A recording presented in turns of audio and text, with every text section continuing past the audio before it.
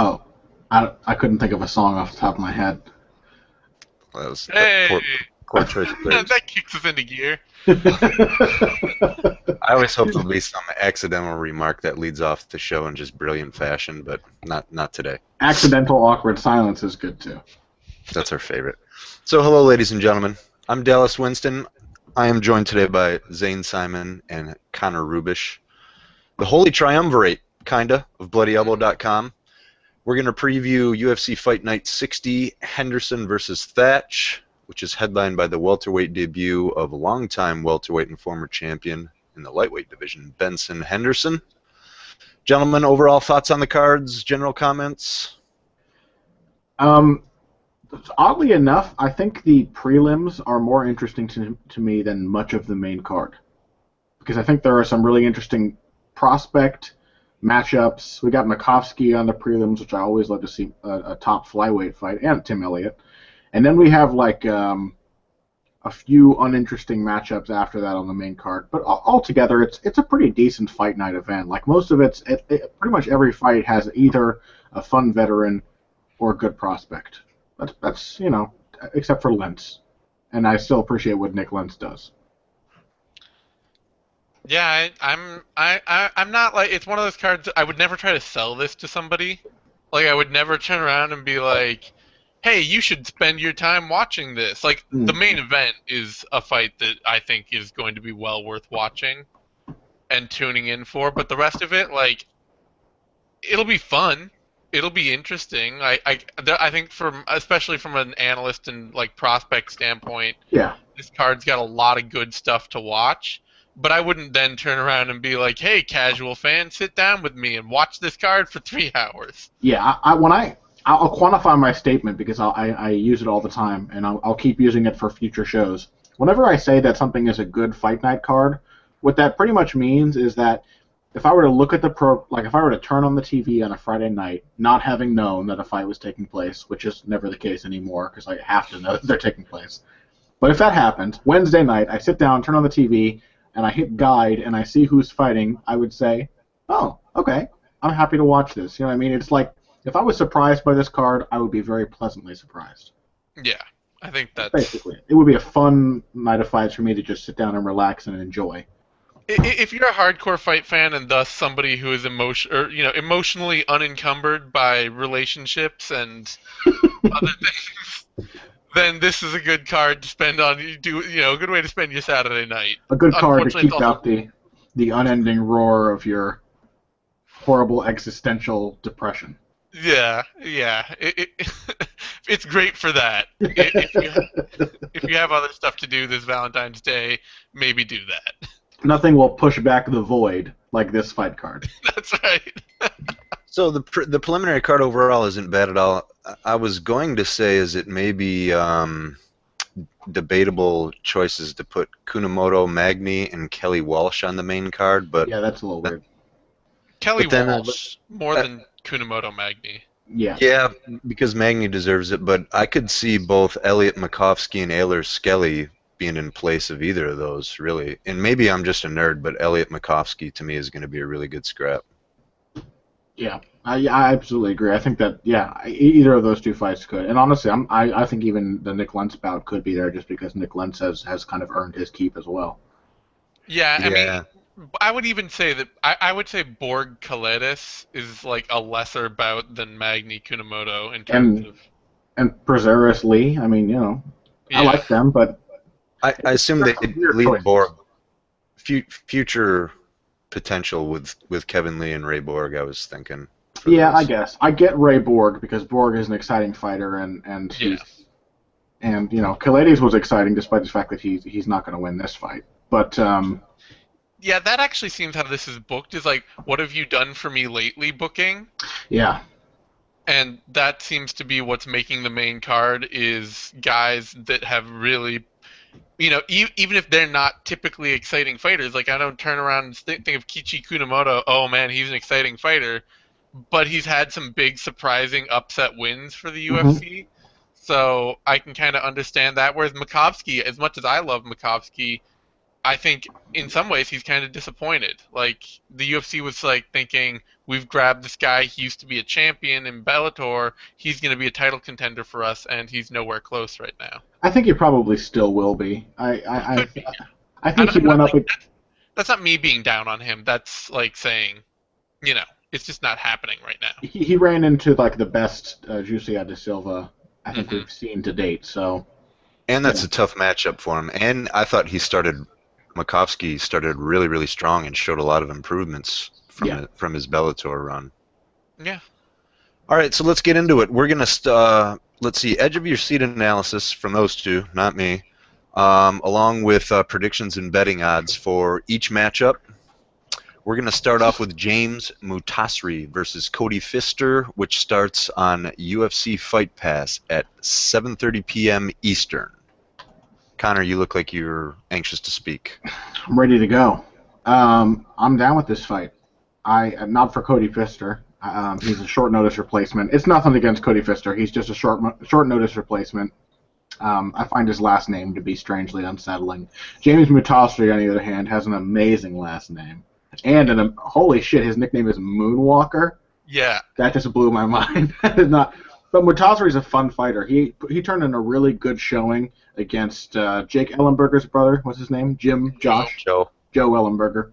And I expected him to get out-grappled in that fight. He showed decent takedown defense, good at getting up off his back, and he has a really natural sense of distance and timing with his punches. While he's not like a textbook boxer type of fighter, he throws punches accurately and with good power, and he's got good punch selection. He knows how to mix in his uppercuts when somebody's trying to take him down, puts a couple combinations together. So he's a guy I have my eye on. I was pretty impressed with that performance, and he should have a well-deserved win against Pfister. Because I actually think, if I remember correctly, I had him winning that fight with Joe Ellenberger too. So I think he'll get back on the winning track here.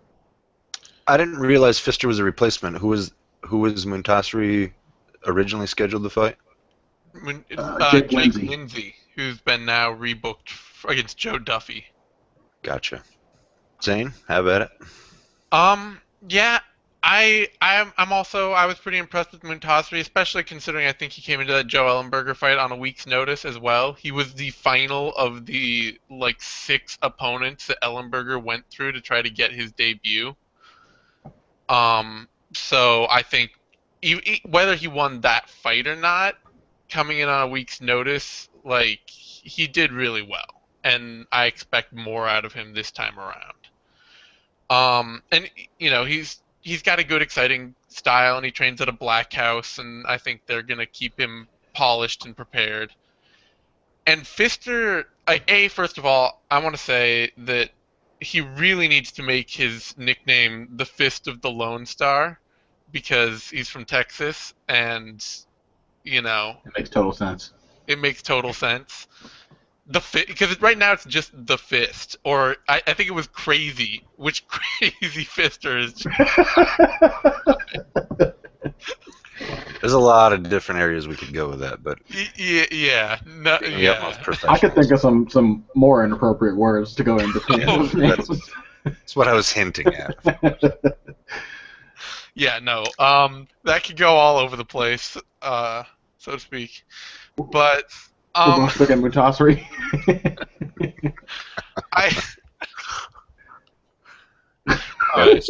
Focus, okay. gentlemen.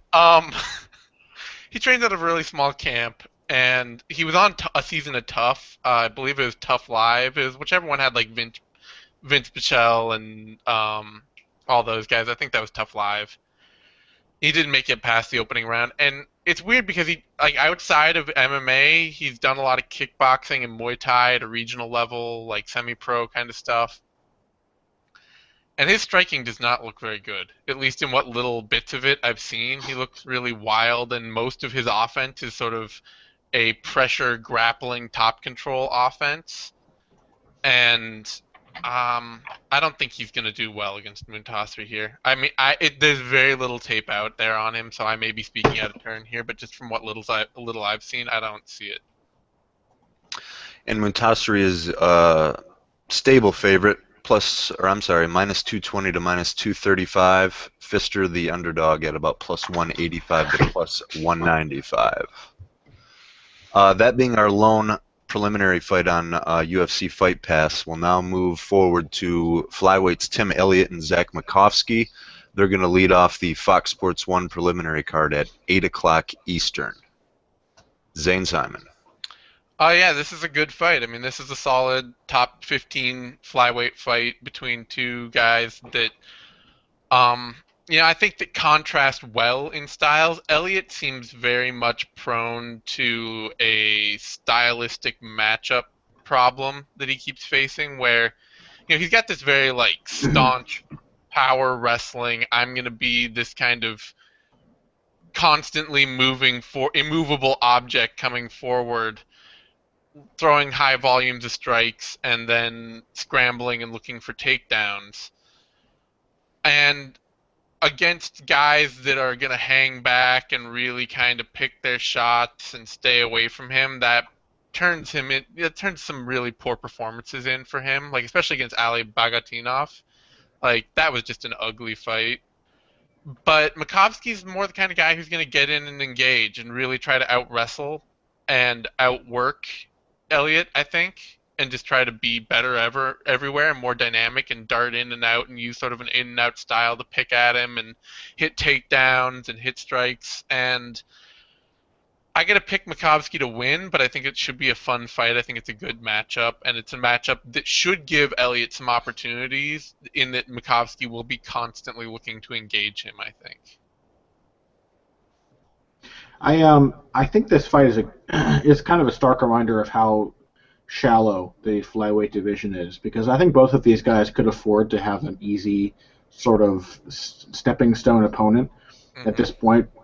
Tim Elliott, for God's sake, they just cannot get an easy fight.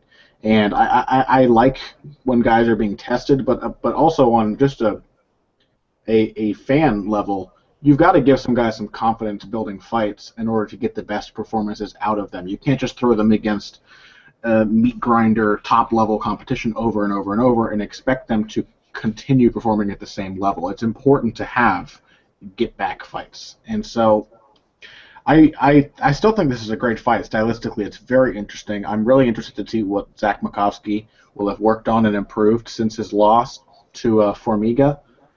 I think Makovski is the deserved favorite to win, but Tim Elliott is a very, very tricky fighter to really get a handle on. He was doing surprisingly well against Benavidez when they fought.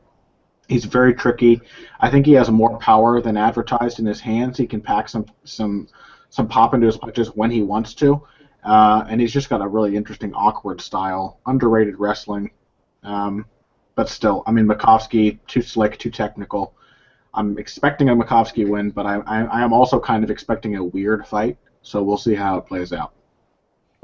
Brief reaction on this question, if you don't mind. If I'm coaching against Zach Makovski, so if I'm in Elliott's corner, not like a do or die at all costs, but I'm telling him to sprawl and brawl and make Makovski beat him on the feet. And it's not that he's poor there, but I actually think Makovski's takedowns and his topside scrambling is ridiculous. Agree, disagree? I would probably try to take away Makovski's takedown threat, because it's that phase shifting threat that makes him so dangerous.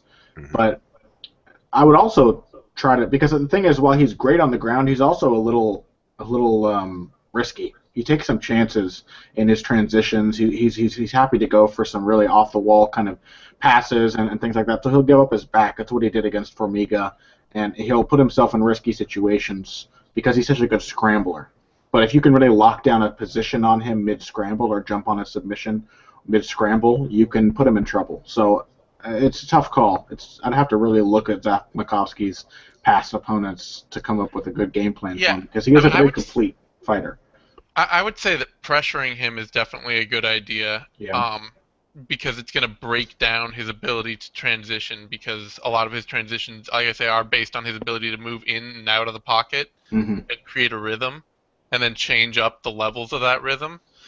So if you can pressure him, you can break that down. But I would say that like part of that would be pressuring him everywhere, trying to work him, to make him scramble a bit, especially if you know the scrambles that are going to make him put himself in a bad position, trying to initiate those over and over um, would be something that I would say should be part of the game plan. So not just sprawl and brawl, but also like if I go for this takedown or hit this takedown, he's gonna move to he's gonna try to scramble out this way. He's gonna give up his back, and I'm gonna jump on it, and just trying to keep doing that because as we've seen, it's a problem. It's not something that he's necessarily gonna adjust for in a fight. Like he didn't adjust when in that Formiga fight when he was making the same mistakes over and over. I think that's a great idea. Not giving Makovski the time and the space to think, I think, is probably the best way to beat him because he has some issues with his defense. He's not a great combination puncher. He really relies on being able to have that space to move and make you react to what he's doing on the outside. So if you can get him reacting, you can probably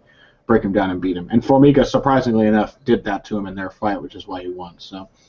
And Zane, good point about keeping the pressure on because part of the reason I brought that up is when Makovski's leading, if he can take a step back, reset, and then form up some kind of blitz, he's excellent. He's really fluid there.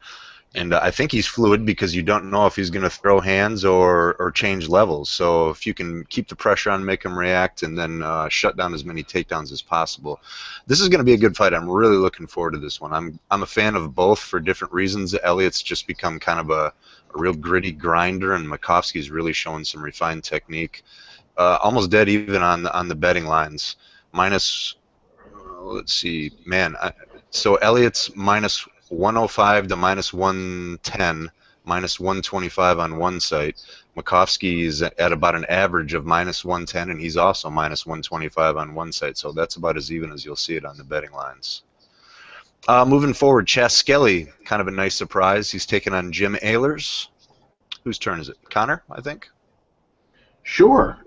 This is a really good fight. This fight is very, very interesting. I'm pretty sure that Skelly is the heavy betting favorite, or is at least a considerable betting favorite coming into this fight, but it's just because he's had the UFC exposure, because Jim Alers was Cage Warriors champ. Yep. Was the featherweight champ at Cage Warriors. Really solid, well-rounded fighter, and unlike a lot of fighters from Cage Warriors, has a really, really good ground game as well. Like he's very, very dangerous on the top in particular. He's got a really good passing game, good pressuring, kind of grinding top game with some decent striking from that position. I think I have to pick Chas Skelly because I just think that Skelly has that sort of grittiness that really takes to win, and I think he's proven that in his UFC fights, where even when he becomes exhausted, like when he had that rough weight cut for his fight against Tom Nainamaki, he does not let up. He's a very relentless fighter. And, he's coming from a good camp as well. He's bound to be good, well prepared for this fight. He's also a big featherweight. So I like Chas Skelly, but I really would not be surprised if Jim Alers got the win here. I think that it's a really close fight, and I'm really looking forward to it. Yeah, I would like to say that I disagree because I really like Jim Alers a lot. I spent some time talking to him, and he seems like a really good guy, and he's a good young fighter, like good rising fighter, especially just in sort of like the Tim Elliott way too. He's just really strong and immovable, really powerful, good wrestler, very hard striker, not necessarily the cleanest striker, and that's I think the big reason that I have to pick Skelly. Is I think if Ayler's hands were more consistent, and if I was more certain that he could put leather on Skelly consistently, I'd be a lot more willing to pick him. I think, Skelly's shown to this point that while he's incredibly tough and incredibly persistent and an incredibly, strong wrestling, grinding, pressuring fighter, he's not a good striker. Like his striking is bad. When he was forced on his feet against Soriano, he got hit a lot. Mm. But Alers, I don't think he doesn't have the ability to consistently take advantage of that the way that Soriano did. And his takedown, like his offensive wrestling is good, but his defensive wrestling isn't always on point. And I think just because of that, he's going to give up position just a few too many times, drop rounds here and there. I don't see him getting submitted. I don't see him. I think this will be a fight that goes the distance, and it'll be a very tough back and forth fight. But I think that Skelly's just going to come out on top just a few more times. Fairly strong favorite. Chaz Skelly -215 to -225. Alers the dog at about +180 across the board. Nothing against Alers. I like Skelly, though. Kind of hard not to like that dude in root form. This actually should be a pretty decent scrap as well. Next up is Efrain Escudero versus Rodrigo Lima. Zane Simon. There's no reason that Rodrigo de Lima should lose this fight that I can see. Realistically, he's a young and specifically skilled fighter, and Escudero is going to engage him in his skills, which is on the ground. And Escudero's he's not so much a pure sprawl and brawler kind of guy that he's going to just keep this fight standing the whole time.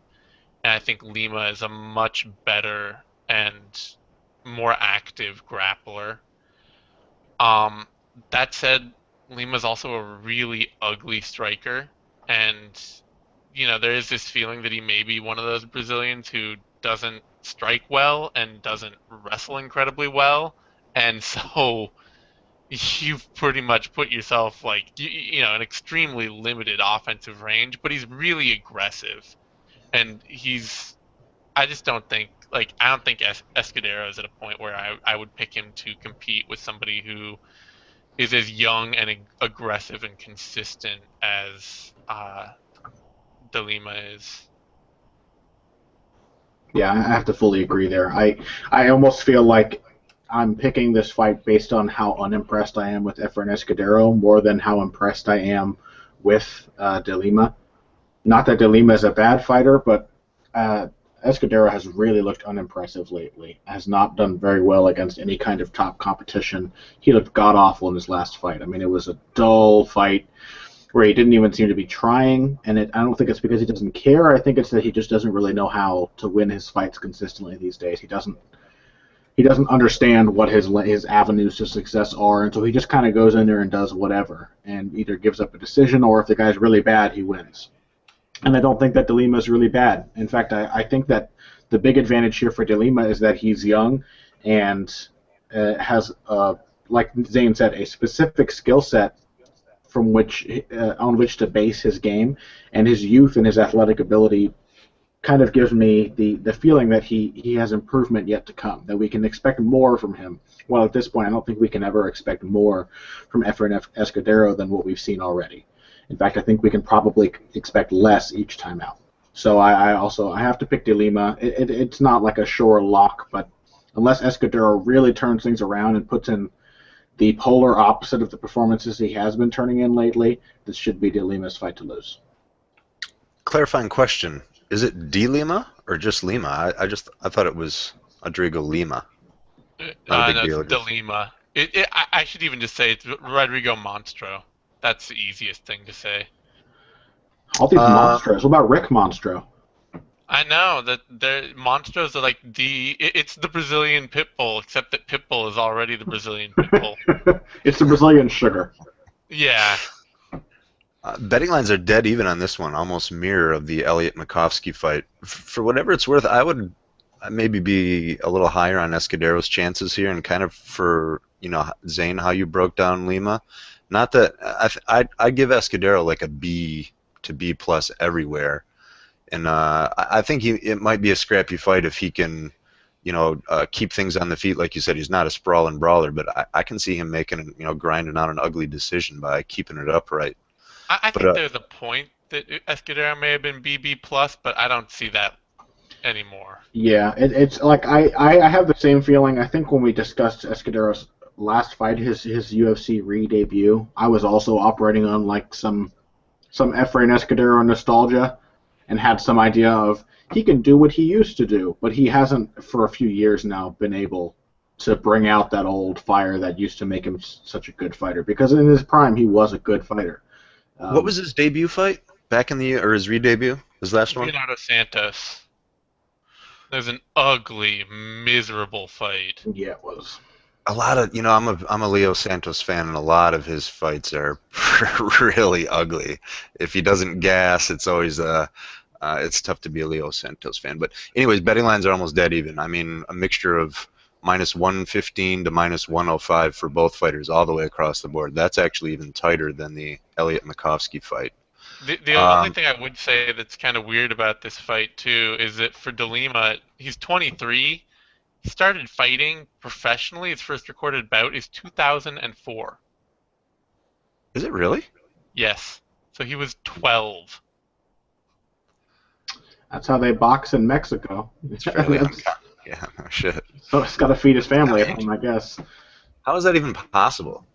In Mexico, Canelo Alvarez has like 40 professional bouts. His first one, he was like 15. No shit.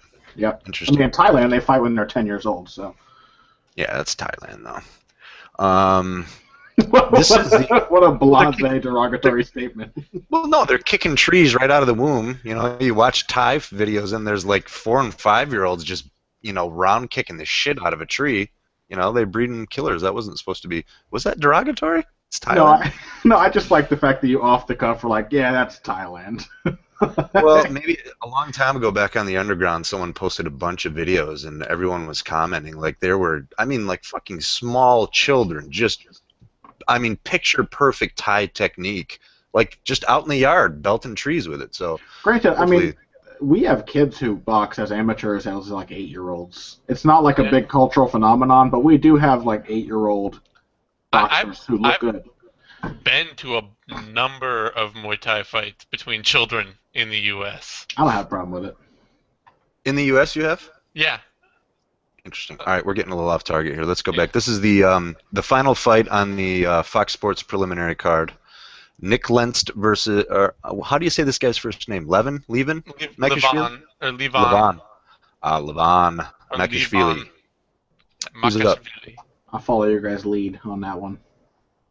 Oh, it sounds like Zane will go first. I'll take it. I'm actually really excited by this fight, even though I think that Makashvili is going to lose. And maybe it is Levon, actually. I have no idea how to pronounce his first name. I've been pronouncing it in my head, Levon Makashvili. I like how you inserted your opinion with authority, though. Yeah. That's always my thing. With Levon. Go in with authority, back out with complete. Anyway, we're totally not going down that road. But Makashvili is probably the second best featherweight prospect fighting out of the U.S. He's Georgian by extraction, but moved to the U.S. a few years ago and has been working his way up is it CFFC, I want to say? He's got their belt right now, and they're one of those organizations where, like, if you win that title and hold on to it, that's a tough title to get. He lost it briefly to Alexandre Popo Bezerra, and then came back and beat him and got his UFC contract. Cage Fury Fighting Championships. Yep, Cage Fury Fighting Champion. And he's good everywhere. He's a great wrestler, strong top control grappler, really active, consistent kickboxer, has some power, has good technique. The only thing is that he tends to take his foot off the gas a little, and he'll get locked into like waiting on the outside. That's how he lost to Bezerra the first time, is that he was just staying on the outside waiting for opportunities, and Bezerra was just kicking him to death. And Lentz is obviously not going to be kicking him to death, but I don't know that Makashvili, like, if he has any of that lack of aggression in this fight, Lentz is just going to bully him for 2.5 rounds and then gas horribly and get beat up for the last half of the third round. And that's pretty much what I'm expecting this fight to look like. I'm expecting Levon to put up a good enough fight that you can still see how bright a prospect he is, because I do expect him to be a future top 10, top 15 fighter. But this is not the kind of fight that you win on short notice. I I have the same feeling more or less. Makashvili is a solid, more than a solid prospect. He's a very promising prospect, but this is pretty brutal fight to draw on short notice, and especially so because pretty much all of Makashvili's issues are those that come as a result of inexperience. Kind of waiting around, allowing the opponent to keep the initiative, just inactivity, things that veteran fighters learn not to do, even if it's bullshit. Veteran fighters learn to make it look like they're busy, make it look like they're winning, even if they're not doing anything. And Makashvili hasn't learned that, and he probably won't learn it for a while. Whereas Nick Lentz knows how to do that. Nick Lentz knows how to grind out a fight if he needs to. He knows how to strike reasonably well. He knows how to go anywhere the fight needs to go to make it look like he's winning. And I just don't like Makashvili's chances against such a credible veteran as Nick Lentz. If I'm anybody's manager, I would avoid a matchup with Nick Lentz at all costs almost. Oh, yeah. Right? I mean, in any capacity, short notice or not, it's just a tough opponent. And you're not necessarily on top of the world if you do. And, Lentz, it hasn't been major, but he's made little subtle improvements, and I kind of respect him for that. I like Lentz's game. I really do, quite frankly. Yeah. I mean, and he's done pretty well based on when he first came in. His striking's gotten better, and he's gotten a lot more comfortable. And, there was that one fight. Who was that against? James, the tough guy, where everyone started calling him Lentz the Fence after that. And I thought that was a little over-dramatized because I don't think he's that bad. Either way, Lentz is a big favorite, minus 450 to minus 475. Makashvili, the strong underdog, plus 380, between plus 325 and plus 380. All right, we're going to move forward to the main hurrah. This is Fox Sports 1, 10 o'clock.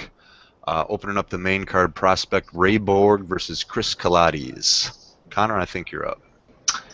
I feel bad for Chris Kalades here because I think he deserves an easier fight.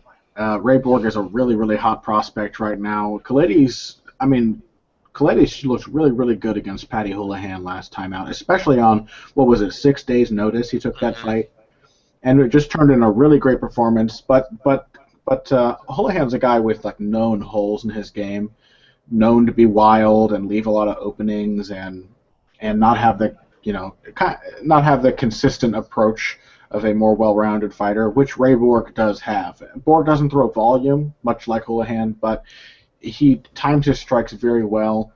He understands his transitions very well, and he mixes up his striking and his takedowns very well. And Kalades does the same thing. Kalades has a good top game, but he's just not quite as good as Borg. He does everything Borg does, just not quite at the same level. And I would love to see them kind of bring Kalades up a little slowly because I think he's got potential to be a prospect or a fringe top 15 guy at the very least in the future, but is not going to get there with fights against guys like Borg. And I think Borg is a pretty easy favorite this one. Yeah, I'm actually kind of happy enough with this matchmaking. I mean, I don't know. I mean, I guess Kalades could, there's something there for him to improve upon, but he's, he's been around for a few years now. He's in, the 5th year of his career, and he's in his early 30s, and I think he's improving, but I don't know that, I feel like he's wasted on Borg. It feels like a right fight to build Borg up, quite frankly. I mean, if this is a fight that should be tough on Borg in the same way the Dustin Ortiz fight was tough on Borg, it's just that this is a fight he should win. And the big difference being just how amazingly fast Borg is. I mean, he's fast in a way that very few fighters are, and unlike Holohan, he's not going to get muscled around. I mean, Holohan, that's really the thing that we've seen with him is that, for as exciting and dynamic as he is, he gets pushed around at 125. Borg's built like a tank. Yeah. And so, Kalades, he's got good boxing. He's got good top control. But he's not a great range kickboxer. If he's not sitting down on his punches, his striking falls down a bit, and he's not a great wrestler. He's not great with that transition between his striking and his grappling. You kind of have to give him the takedown, and then he'll work really well with it. And I just don't think that that's going to go well against Borg. It could create. I don't know that Borg will submit him. It could create a lot of fun scrambles, and it could just be one of those things where Borg just kind of outworks him for 3 rounds. But I got to go with Borg here. Kind of a testament to Borg's potential. He's the biggest favorite on the card by a long shot, -720 all the way up to -800. Kalades is the dog at about +500, +520, +559 on one site. Moving forward, Kevin Lee. Doesn't he have a nickname? I know he's from Michigan. Versus Michael Prazeres. Motown Phenom, was that Right. it? I knew it was Detroit-ish, yeah. Yeah. I don't know whose turn it is. I'll take it. Just a pretty good matchup. I'm interested in this one. It's not guaranteed to be a fun fight at all, really. When Prazeres has his way, his fights are generally not fun, and Lee has shown a tendency to kind of allow opponents to dictate the pace from time to time.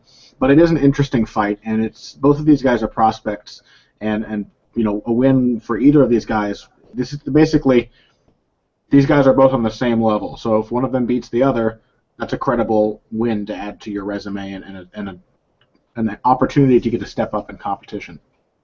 My natural inclination is to pick Lee here. I think he's very athletic, very strong, very fast. He's got solid, well-rounded game, decent wrestling, good in scrambles, better boxing than he showed in that first fight with Ally Quinta when he was just kind of trying new tricks on the fly.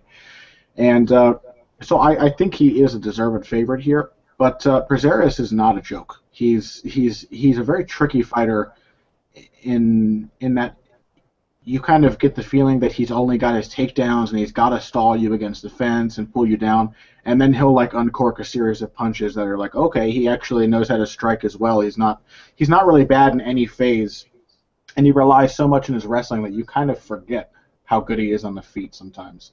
So not that he's amazing, but the combination of the two makes him a potent fighter to deal with. I'm gonna go with my initial feeling. I'm gonna pick Lee here. But I think that Prazeres has it in him to grind out a win over Lee and take advantage of his relative inexperience and the fact that he hasn't really spent long fighting in this current style of his, while Prazeres has been perfecting his style for years now. Yeah. Prazeres is one of those fighters that I really love watching him fight, which is not, I don't know, kind of counterintuitive because it seems like, oh well, he's not the most exciting fighter in the world, but kind of in the same way as I enjoy watching Nick Lentz fight, actually, is that Prazeres has a perfectly complete MMA game.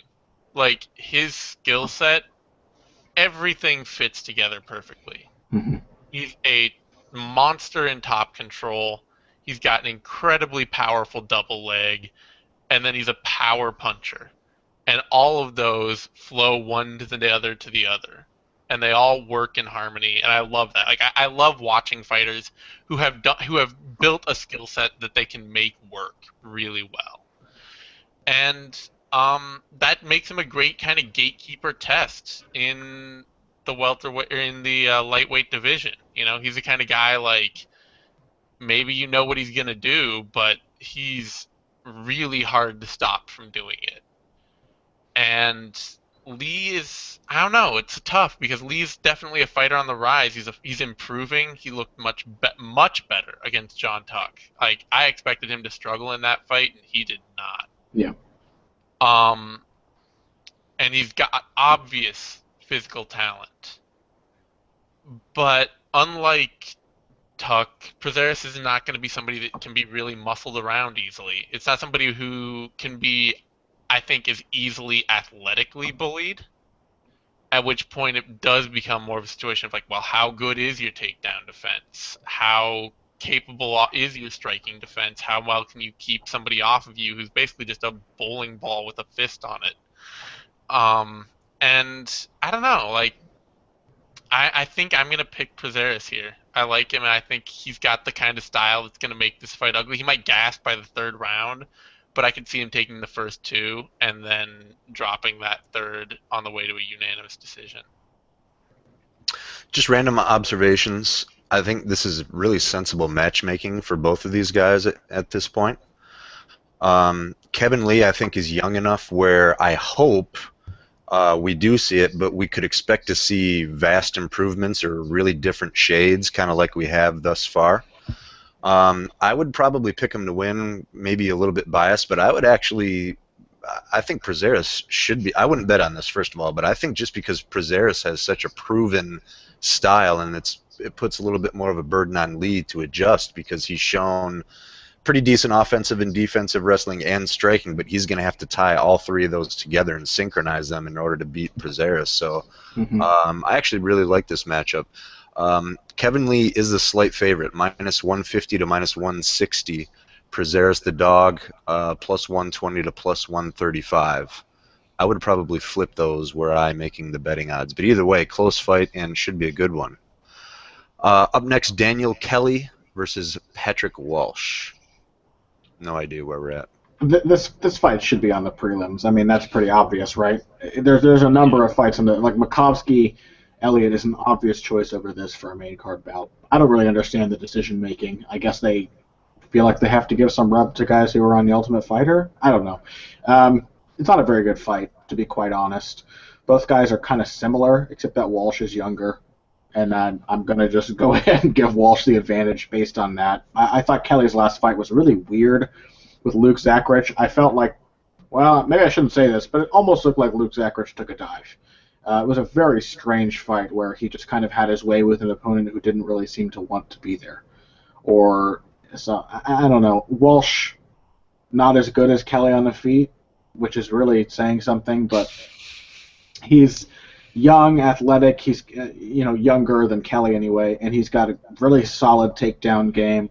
And I think that I don't envision Kelly looking good when pressured and pushed around. And I never really like the chances of a judoka to stop the takedowns of a wrestler. It's just not something I can usually bank on. So I'm going to go ahead and pick Walsh. Yeah, this is a tough fight. I think one of the big things that became apparent in the Zachrich fight, and this was just true, it's something that was apparent in Zachrich versus, who did he face? Kyle Magalesh, but was really laid bare in the Kelly fight, was just that he has trouble competing against a severe strength disparity. Yeah. And because that was the thing that shocked me, was just how strong. I didn't expect Kelly to look as strong as he does. He's wooden as hell when he strikes, and when he does anything, it's like he's got bricks tied to his feet, and he's one of those robots where you hit the trigger in the back and the arms go like that. Very statuesque.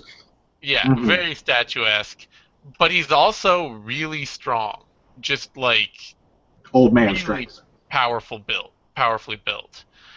And so it's hard to really it's hard to plan on that in your head, thinking about that. It's hard to say look at a guy who's really strong and say his opponent's going to beat, because if Walsh is going to beat him, he's going to beat him by out wrestling him.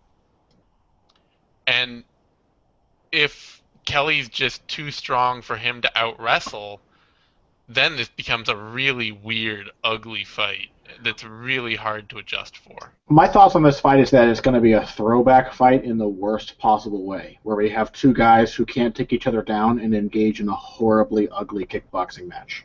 Yeah, and in that point, I might pick Kelly. That.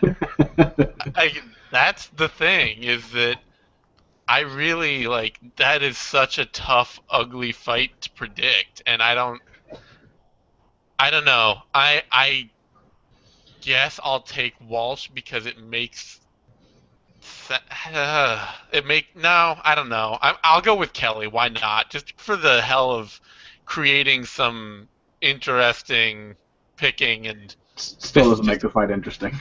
No, it doesn't. It's a terrible fight. And for being on the main card, it does.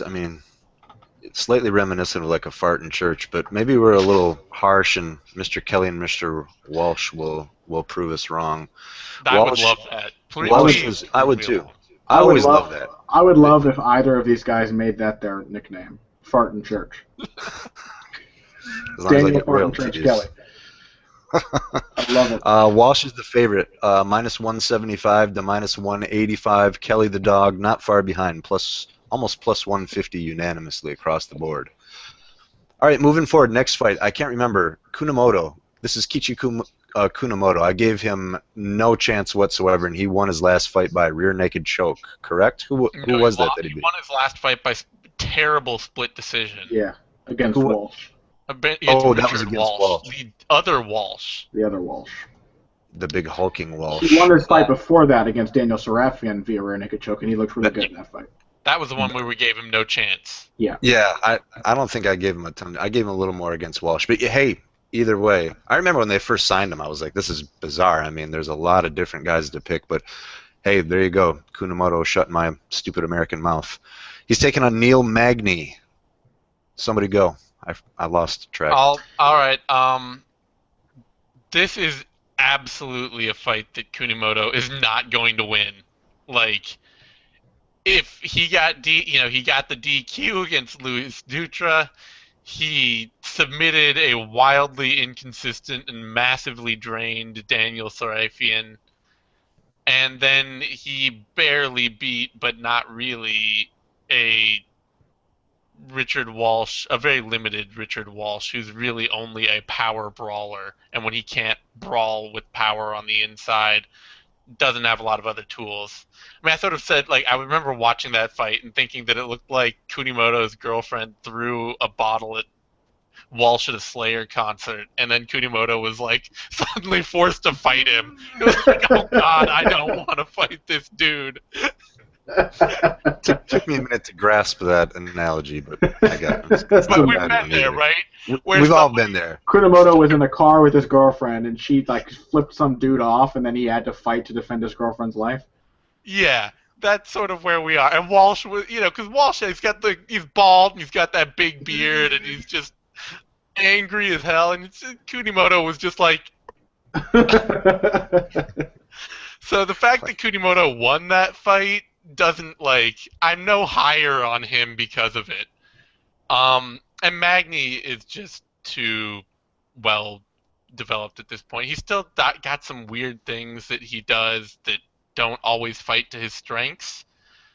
But does he not, sorry to interrupt you, Zane, but does he not seem to fade away during certain random parts of the fight? Magni, I think he's trying to be more well-rounded than he needs to be at times. I think he's, especially in his fights against Garcia and De Lima, it was just I'm going to try and take you down and out-wrestle and grapple you. And especially with Guayana De Lima, it was just whoa, that's a terrible idea. I will now beat the brakes off you for the entire second round. Yeah, I think Magni is not. I think Magni is not really a thinking fighter. I think he gets into trouble when he overthinks, and when he gets into his rhythm, he looks great. Like when he really just starts throwing those long punches out there, touch, hit, move around. He gets to just kind of fall into this tempo that really suits his style. And then when you pressure him, or he doesn't have his rhythm going yet, he makes weird decisions because he thinks too much. He gets inside his own head. He's like, maybe I should go for a takedown because we've been working on takedowns. And it works better for him as his skills continue to improve. And I think he has really been coming along in each area of MMA technically. But he still makes decisions that aren't strategically sound in the fights. That being said, I mean, this is obviously Magni's fight to lose. The only window of opportunity I see for Kunamoto is if Kunamoto really goes for the takedowns and pressures him and pushes him up against the fence, and that's when Magni starts to make mistakes, those weird decisions. And Kunamoto can jump on a submission, man. He's very good in the scrambles. He's excellent on the ground altogether, really. But I also can envision him failing to get Magni to the ground and then Magni ending up in top position. And I think that's becoming one of Magni's best skills is his ground and pound from half guard. He's very dangerous. Good guard passer. Tricky in scrambles himself. Better than he used to be by a long shot. And, of course, it's difficult to close that distance on him on the feet consistently. But he does have weird tendencies under pressure where it's if he just kept the jab in their face a little longer or didn't randomly decide to switch to southpaw for no reason, he would have kept them away, and he doesn't. So, still, I like Magni for all the obvious reasons. He showed really good sprawl and brawl on the Ultimate Fighter. I was high on him because he's got that ridiculously long reach, but then he seemed just really game and slippery, and now he's like adding some solid technique. But Zane, I realize we cut you off, so continue. Proceed. Oh, sorry, Zane. I'm gonna say that, all things considered, his bout against Macario, I know a lot of people didn't like it, but that actually made me pretty happy. He was pretty consistent in staying away from Macario and wearing him down and pot-shotting him until he could just TKO him. So Did people not like that fight? yeah, a lot of people just thought it was like weird and boring and like two terrible strikers swinging wild at each other. No, I thought it was good. Macario Wasn't Macario coming off just like an astounding stand-up performance right before that after showing mostly wrestling skills? So And Macario is weirdly difficult to hit. He has very strange, erratic head movement. He's not easy to find the range on, so I don't hold it against Magni for not landing on him consistently. And the thing is, Magni doesn't really land a lot either. He throws volume, but he only lands like 1 out of every 4 or 5 punches. That's just his style. Most of it's just like manipulating your guard, touching you, feeling out the range, and then he'll land the right hand and then keep moving. He's like a really classic boxer style on the feet.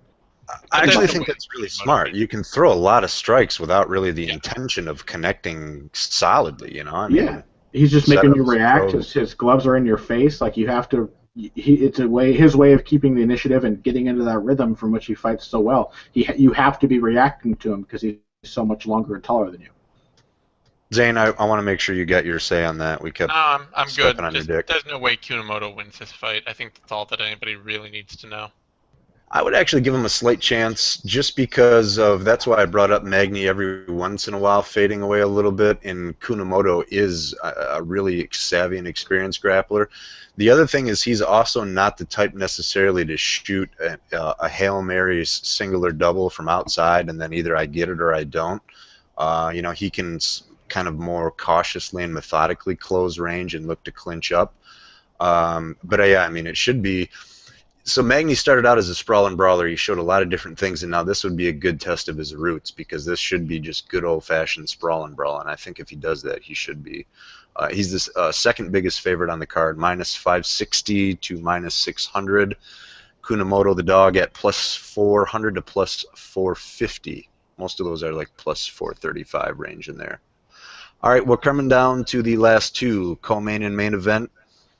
Co-main is Max Holloway versus Cole Miller. Kind of an unexpected but interesting matchup here.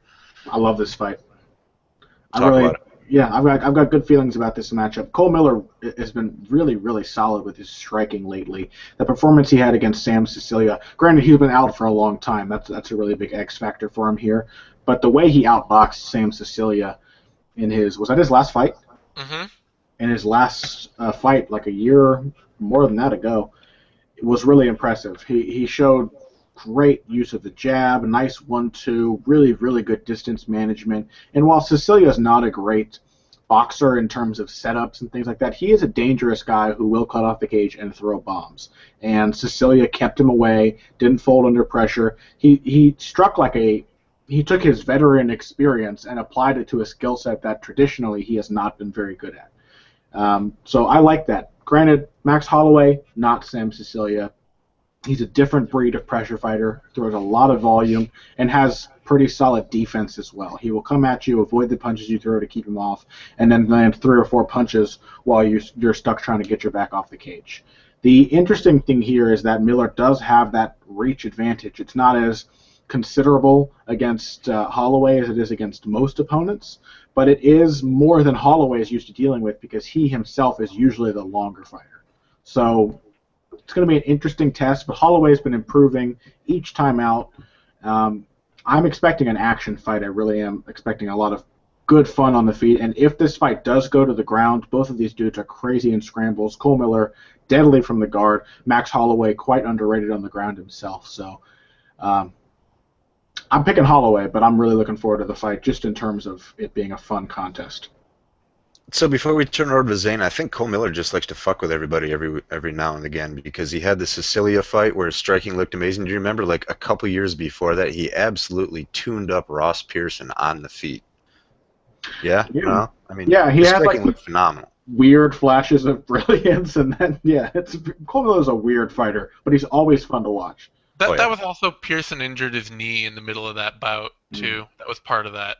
So Cole's technique looked really good, like shockingly good in that fight. It did. I'm just saying, like, I remember that because I've gone back to it a few times, and it was like there you can even see it in the fight where Pearson was suddenly like, it was like that Bigfoot Travis Brown fight. It doesn't make Travis Brown, or like suddenly you get hurt in the middle of the bout and you're thinking about other stuff, and Bigfoot pieces you up. Continue. Oh, Your okay. turn, right? Yeah. Cole Miller.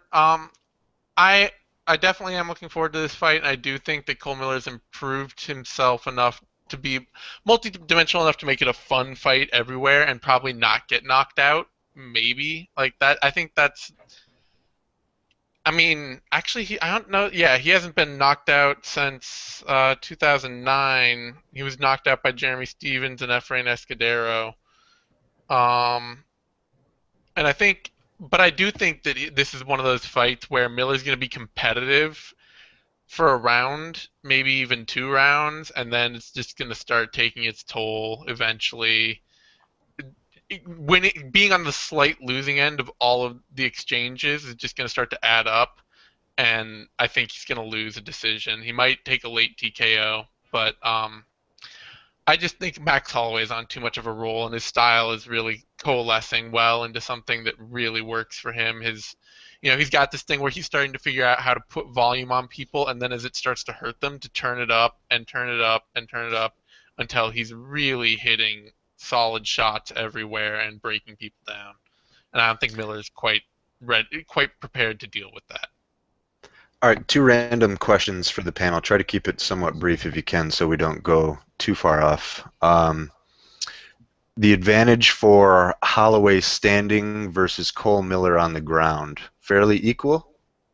I missed Meaning all of that. Cole will have a slight edge on the ground, Holloway should have a slight edge on the feet?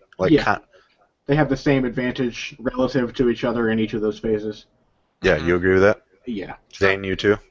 Sure. Biggest factor in the outcome of this fight, Max Holloway's footwork, yay or nay?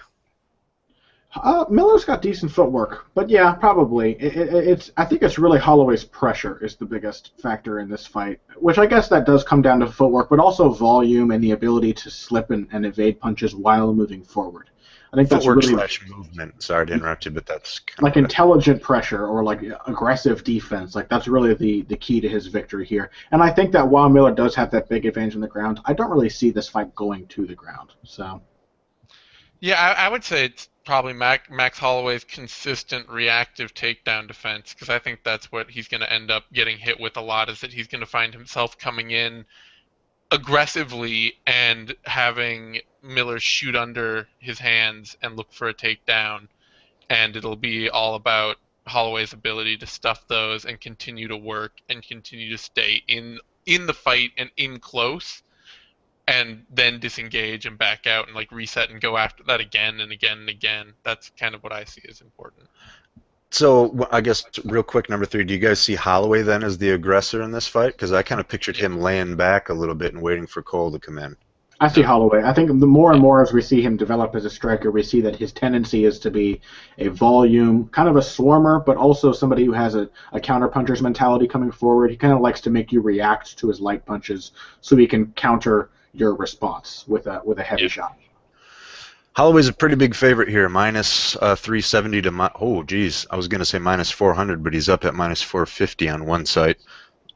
Excuse me, Cole Miller, the dog, plus 300 to plus 325. One site has him at plus 280. Now for the main event, welterweight debut, Benson Henderson, former lightweight champion, taking on a damn tough test and maybe if he's not a fan favorite now, becoming one, Brandon Thatch. Zane, I think you're up. All right, this is a weird moment of truth for Benson Henderson. Like, I don't think a loss here doesn't say anything bad for Brandon Thatch. If he gets outworked and taken down and bullied and all that, that's, he's fighting a former champion, and he's still a talent on the rise. I don't think that really, halts Brandon Thatch in general, just because, I don't know, I don't see that as a big deal. But if Benson Henderson gets knocked out or gets pieced up, then we're starting to write the book of Benson Henderson's fade from the Elite. And I think there's a high likelihood that he gets hurt badly in this fight, just because he's no longer... I mean, he never has been a finisher, so it's not even to say he's no longer a finisher, but he's just not... the likelihood of him finishing Brandon Thatch is really low, which means that he's going to leave a lot of time for himself to get hurt. A lot of time. And it seems much more likely that Thatch is able to hurt Henderson even once badly than it is that Henderson's just going to outwork him round after round after round. So I would, before I turn it over to... You're taking Thatch, is that what you said? Yeah. So before I turn it over to Connor, I just want to echo that sentiment. If I'm Brandon Thatch and his team, I am geeked about this matchup because, as Zane said, if you no shame in losing to Benson Henderson, Thatch is extremely offensively potent. And on top of that, Bendo's coming up to welterweight, and he's facing a not your typical welterweight as far as size proportions. I mean, Thatch is a long, gangly dude, and on top of that, he can throw quick, sharp, and heavy strikes too. So tough, not a lot to win for Henderson, and almost like a win-win for Thatch unless he, does something really bad. But Connor, what do you think? I would love to see the statistics on long fights and how it goes for a finisher versus a decision fighter, because we always hear one of two things. We hear, well, this guy has never been in a fight this long, or we hear, well, the other guy is going to have several rounds to spend with somebody who could finish him. You know what I mean? So I would love to hear figure out which one of those scenarios plays out more often, because I can see either Thatch crumbling because he's never been in a long fight and Ben Henderson knows exactly how to fight a 5-round fight, or Ben Henderson struggling because giving Brandon Thatch 5 rounds in which to finish you is a risky proposition. Tough to call who has the advantage there. I really don't know how to pick this fight. I think Brandon Thatch the size advantage may just be too much for Ben Henderson, but Henderson's fought bigger guys. He looked great in his last fight against Donald Cerrone, and I really thought that was the best performance we've seen from him in a while. And I had him winning that fight, and I think most people agree. I know Zane had that fight going Cerrone's way, and that's fine. It was close. But that's also the best Cerrone we've ever seen. I think Cerrone is really, really hitting his peak now and coming into his own as a fighter. And Ben Henderson looked to be declining and then came into that fight and looked solid. His boxing has improved. He throws more technical punches than he used to. And he's a great rhythm disruptor. That's really what he does better than anybody else, is he throws you off your rhythm and keeps you from getting his. He moves in weird, erratic ways. It's the reason why he's been in so many fights that are just utterly slow, and you watch his opponents and you think, why are you not just running at him and throwing strikes? He's not doing anything. But it's hard to time him. He moves in 5 or 6 different speeds just naturally. He just is very difficult to predict. And if you watch Ben Henderson fight, it's hard to predict when he's going to throw, sitting on your couch and watching him on the TV. Imagine if you're standing in front of him, you have to try and figure out when he's going to throw at you. So most of his opponents just end up waiting on him in these weird, slow-paced fights where they just don't know what he's going to do next. So he can afford to leap in from 5 feet away with a lead right hook to the body, and you still can't stop it because it's hard to tell when it's going to happen. His speed changes are very unpredictable. And it's almost like a broken rhythm. Not only does he have odd tempo, but it's like broken rhythm style. It's absolutely a broken rhythm. He's like Roy Jones Jr. in that sense. He's got this weird ability to jump in with unorthodox strikes, or with strikes that are normally a liability to throw as leads, and you can't counter them and you can't stop them because it's just hard to tell when he's going to do it. Or like Prince Nassim, he's in a rhythm and then he's out of rhythm the moment he decides to attack. So that's a difficult thing for a young fighter like Brandon Thatch to deal with. But Thatch has an obvious power advantage. He's got great combination striking. I see his big weakness in this fight, aside from the rhythm changes, being his tendency to overextend himself. He gets really confident in his offense, where he'll just march forward, throw a bunch of strikes, and then get taken off his feet or get hit with a counter. He's absolutely no respect for what his opponents are going to do back to him. He's only concerned with hitting them.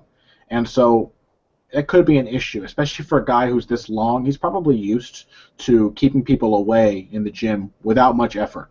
And Ben Henderson covers distance in weird, unpredictable ways, and he's very fast. And he may seem even faster at welterweight, because Thatch is not exactly a lightning welterweight as it is. That's a really good point about the speed. Sorry to interrupt you, but... No, you're fine. I'm talking myself in circles, so I could talk about this all day, because there's a bunch of factors here. I'm going to pick Ben Henderson. I think I favor him in a 5-round fight. I think he's turned enough impressive fighters into weird, awkward versions of themselves before that we can expect him to do the same. Because when has Gilbert Melendez ever thrown as little volume as he did against Ben Henderson? You know what I mean? And it could happen to Brandon Thatch, too. So Henderson's hard to knock out. I don't think Thatch is quite as good as Rafael dos Anjos on the pressure. Doesn't have quite that experience and the training that dos Anjos does. And even dos Anjos couldn't put Henderson away completely. It was stopped, but he was fine immediately after the stoppage. So I like Ben Henderson's chances, but it's a really, really tough fight to call, and no outcome would really surprise me. A couple more random questions for the panel. Me personally, I have an answer to this. I assume you will too. Would your opinion, I don't want to say it would make the difference between picking one fighter or the other, but does the fact that this is 5 rounds versus 3 have a strong influence on your opinion or no? It does for me, and picking Ben Henderson, yes. It doesn't for me. No. Really? No, because I don't pick Thatch. Like if Thatch is going to win rounds, I think he's going to do it immediately and like hard. He's either going to have a decisive edge or he's not. And I don't think that that's the kind of thing that, like, if it goes 3 rounds, I expect him to have a decisive edge all 3 rounds, and if it goes 5 rounds, I expect him to have a decisive edge for enough of the fight to win it either way. And if Henderson's going to bully him and take him out of his rhythm, I don't expect that to change over 3 or 5 rounds. Yeah, to me it would make a little difference because Henderson is patient. You know, he never seems in a rush to do anything anymore, which, you know, to the chagrin of some. And to me, 5 rounds suits him pretty well. It seems like did we just lose Connor? Bye. Yep. It seems like this is a good way for him to kind of sit back and use his veteran savvy against a young and, you know, an up-and-comer and a dangerous one at that. I guess singular question to our singular panelists now.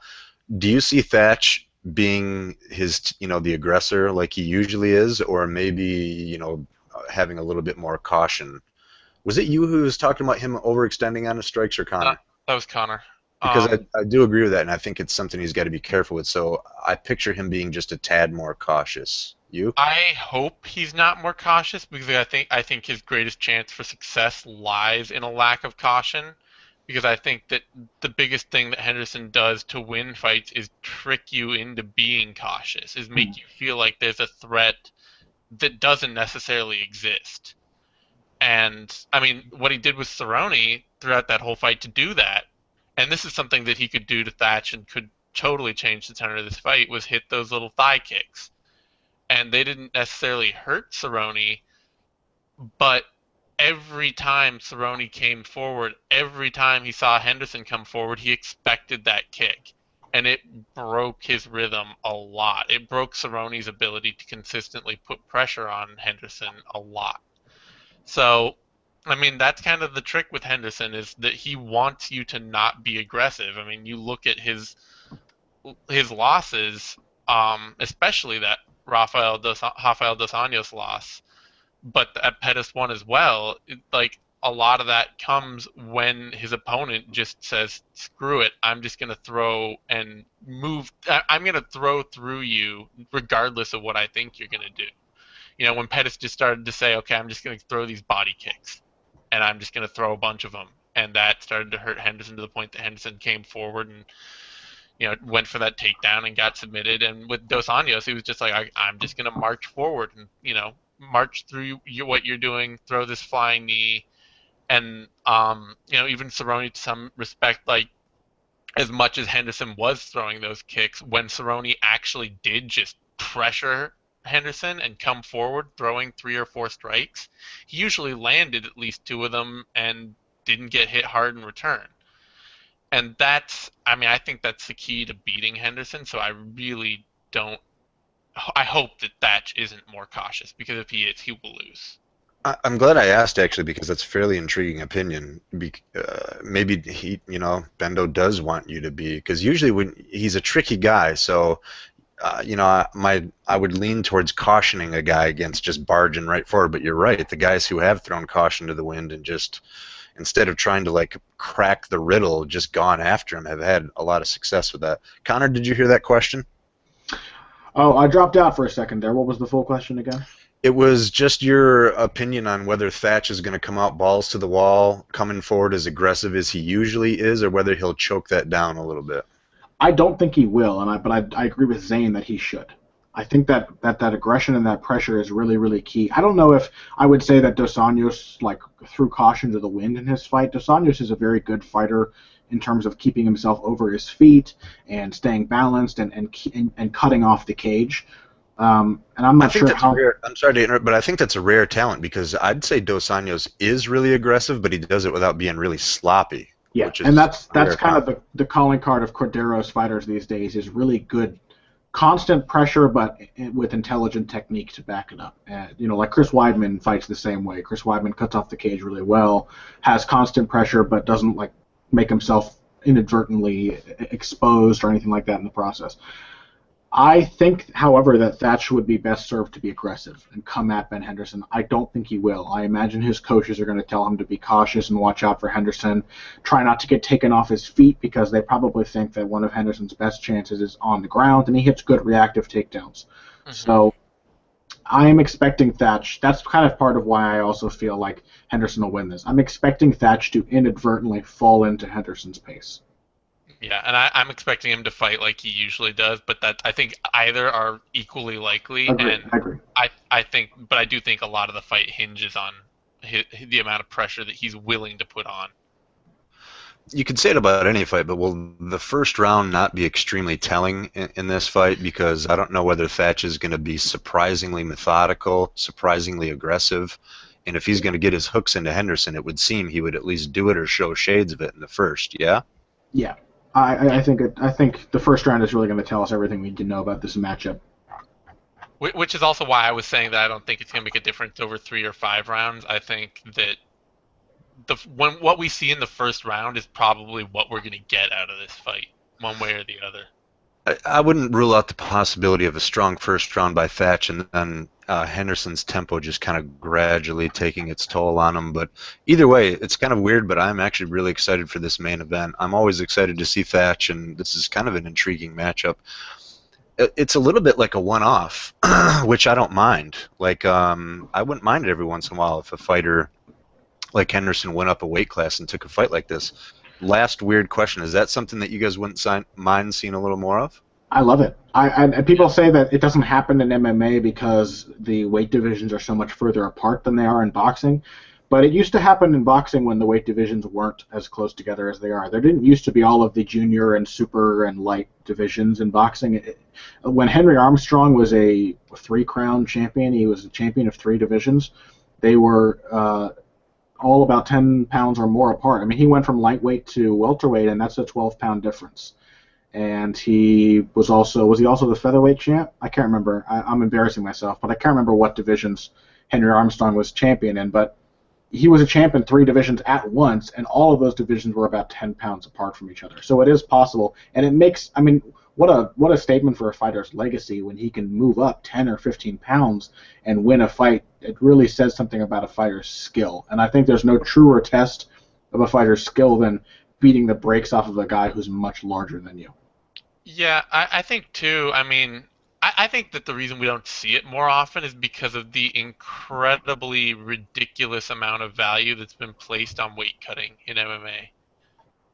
I think that for a lot of fighters, it's seen as the most important factor of their career is how much weight they can cut. And at that point, people are just scared to move up. They will do anything they can to move down a division but you don't see guys moving up, and I wish they would, because I think it's great. I think if nothing else, it gives fighters a chance to try it out again. Like now, because a lot of them start higher and move lower, but it's like, well, now that you've established yourself at your like comfortable professional camp, you're training well, you've got everything working, try going back up once. Try it out again. See what it's like. See what how you fight different, if it makes any difference, because I think that the culture that like you should always be fighting at as low a weight as you can possibly reach is not. Yeah, and you can't account for how important comfort is in fighting. I mean, everything you do in there is designed to make the other guy as uncomfortable as possible. And if you come into a fight and you're not feeling at your best, then that's already the deck is stacked against you. So I mean, look at Anthony Johnson. Like that guy could be fighting at middleweight, but he moved up 2 weight divisions to go to light heavyweight, and now he says he feels good. Like he feels like he's at his physical best, and it's really, really showing a difference in his ability to make progressions from fight to fight. I just think, and he was fought at heavyweight a few times too. Like, just why not? May as well give it. People place too much emphasis on weight cutting, and also too much emphasis on losses. Like a loss is not going to ruin your career. It shouldn't. And forget the fans who say that it does, because some of the best fighters in history have losses, and those losses are often the fights that define their careers. They come back from those losses even better, and they come back and they'll win the trilogy. What would Ali have been without Frazier and without Foreman? It's just, it upsets me that fighters are. I understand why they are averse to risk, but it upsets me that the culture of fighting has now become one where like you're supposed to do everything as safely as possible, and you're supposed to have every possible advantage, and you're not even thinking about fighting in the way it should be thought about, because hunting for a size advantage is not necessarily going to give you an advantage in terms of fighting ability. Well, you nailed it there, because people hate boring fights, and then fans talk shit about fighters when they lose. Well, I mean, the reason guys fight safe is because everyone thinks a guy sucks with one loss. So Yeah. I think those are fiercely at odds with one another. I don't think I read the odds for this. Maybe to me, surprisingly even. Geez, Henderson is at minus 105 almost all the way across, plus 100 and plus. Holy shit. Yeah, all right. Plus 100 on one site, minus 110. Thatch is about minus 115 all the way across, minus 120 and minus 130 on one site. So another close and interesting. I think that speaks to the difficulty that Zane and I just had in picking this fight, because obviously money's coming in like crazy on both sides of the line for this. Would you go over a couple of odds for me again, Dallas, so I can make because my I'll picks? ask you guys to do that. Go ahead. What were the odds on Prazeres? Plus 135-ish. Kevin Lee's about minus 160. And the odds on Neil Magny? Huge. Second largest on the card, I believe. Minus 600, minus 560. Kunamoto's about plus 430-ish average.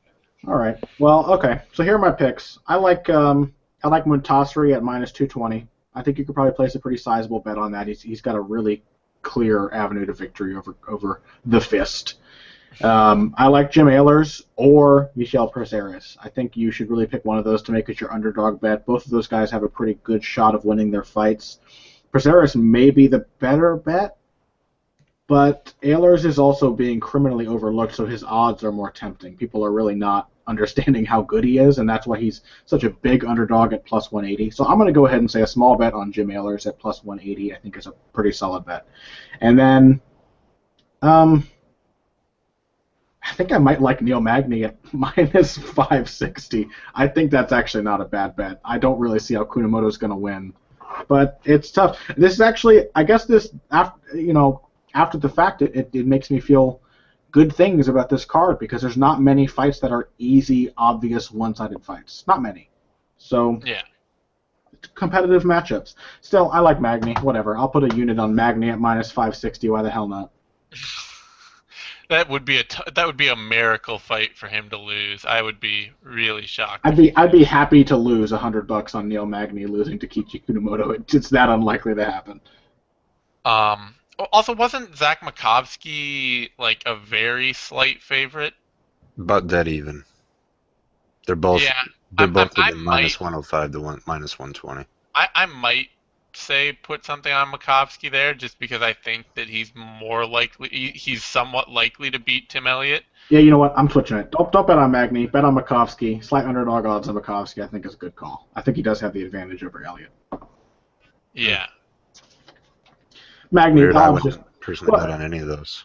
Well, the odds just are not worth it on Magni. You wouldn't have bet on any of the fights I picked, Dallas.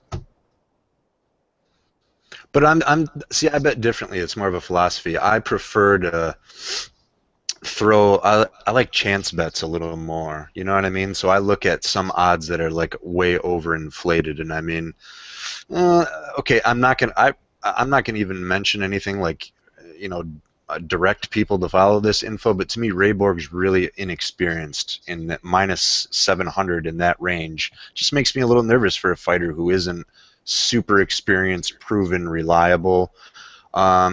Even maybe Cole Miller, you know, at plus 325. And again, these are not like anywhere close to a lock, but I'm the kind of guy I'd like to. Yeah, I like to like sprinkle a little bit here, and who gives a shit if I lose it, because the payback would be large. And you know, Cole Miller. That's also how the betting books get you, because they want you to sprinkle it on the odds that are really tempting. I think you have to find value in fights where you look at it, you're like, okay, is Cole Miller's chance to win really good? Like, is it better than plus 325? Like, does he have a better than 20% chance of winning? Probably not. I don't think he's got a consistent shot. I'd put it in there, just because he's the kind of guy who can. I mean, we already said in his career, there's 2 fights to where out of nowhere he. And again, you know, I'm not justifying that, but that's, to me, makes it doable.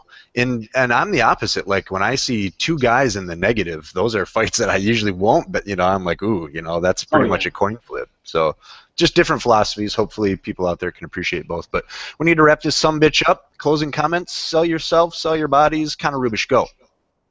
Sell yourself, sell your bodies. Twitter, you know, your. I thought that was the message I was supposed to spread. Follow me on Twitter at Boxing Bush. Check out the Heavy Hands Podcast, heavyhandspodcast.com.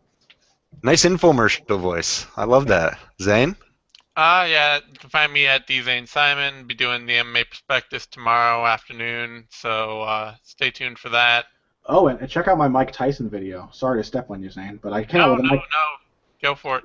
Check out my Mike Tyson video on Bloody Elbow and Bad Left Hook. It's called Special Moves, Mike Tyson and the D'Amato Shift. I'm pretty happy with it. Beauty. All right. I'm at Uncle Justice on Twitter, even though I have nothing to offer MMA-wise nowadays. Thanks, everybody, for watching. Give the video a like. Connor and Zane, how do they do that simultaneously? Yeah, nice team effort. All right, everybody, thanks for watching. We'll see you soon.